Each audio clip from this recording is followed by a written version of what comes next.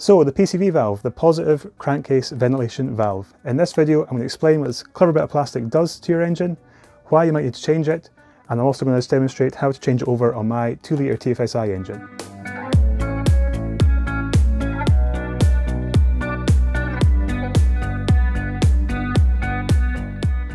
Hey, I'm Kev, welcome to North Coast Workshop, where you'll find content on car modifications and DIY.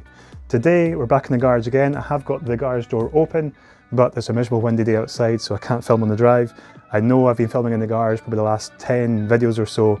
I'm sick of seeing the garage well myself, so fingers crossed summer comes soon and we can get on the drive and get filming in some decent weather and get out and about as well. Anyway, today we're talking about the PCV valve on the engine.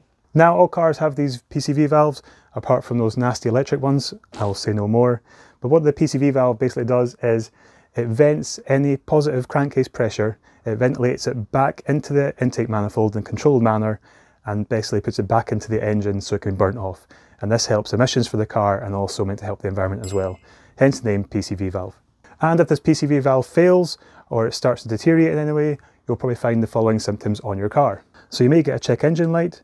You might find that idle's quite high or it's idling rough, so it's fluctuating up and down. The engine can be running too lean or too rich, depending what the PCV valve is doing. You might find you have the odd misfire in the engine. You could find that it is rough when accelerating. Also a slight increase in oil consumption. And lastly, you might find you have white or black or blue smoke coming out of the exhaust. So manufacturers don't tend to include PCV valves in their maintenance schedules. They seem to leave it out for some reason. And some recommend you change a PCV valve between 20 to 50,000 miles, depending on the type of car it is. Now, my PCV valve hasn't been failing as far as I'm aware on my car, but it is 95,000 miles old. So I plan on changing it. And for my engine, the 2-litre TFSI engine, it has a new revision now. So there's a new style of PCV valve for my engine. So it makes sense that that one's done 95,000 miles and this new revision hopefully will be more reliable for the long run as well. So let's take a closer look with a fancy wee cinematic for this bit of plastic. In the movies I've been a part-time shadow cat, part-time. That is not a guy that I would ever want to try to battle rap. Snap, crackle, pop, mind fried to a crisp, make an MC into a wide-eyed lunatic.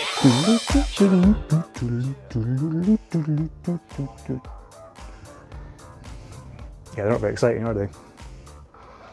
No, I'll fit to the car, come on. Just before we fit this to the car, I just want a quick mention to say that you might have noticed I'm wearing some new merchandise. This merchandise is just recently released. I'll leave a link to the shop down below in the description.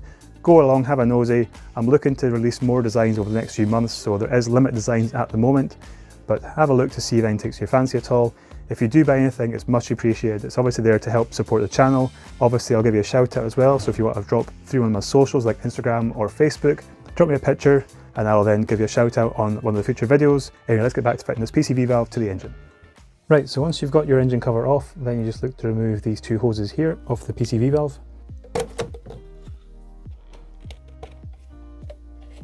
Then you need a T25 Torx bit to remove the 4 Torx.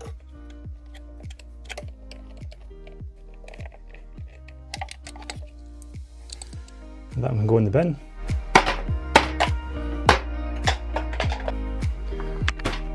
Then I've used a pick tool just to remove the old gasket. And the new gasket only goes back on one way, so it's quite straightforward. Then the new PCV valve. Now just be careful when you're putting the Torx back into here because they're going into plastic. What you'll do is you'll strip the threads inside the plastic if you put the Torx in too tightly.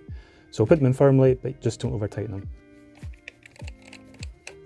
And if it's a different engine that you're working on, then PCV valves tend to all be in the same location at the top of the engine on the crankcase. Then reattach the hoses. And that's it, job done. And if you have Instagram, come say hi, like these supportive followers and their lovely looking cars.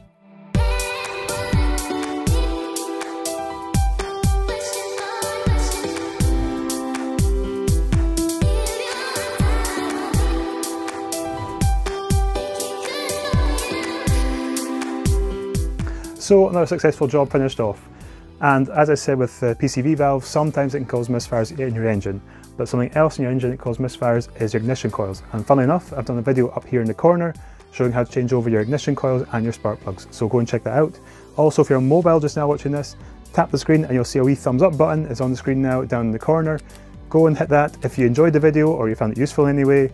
Thank you very much for watching.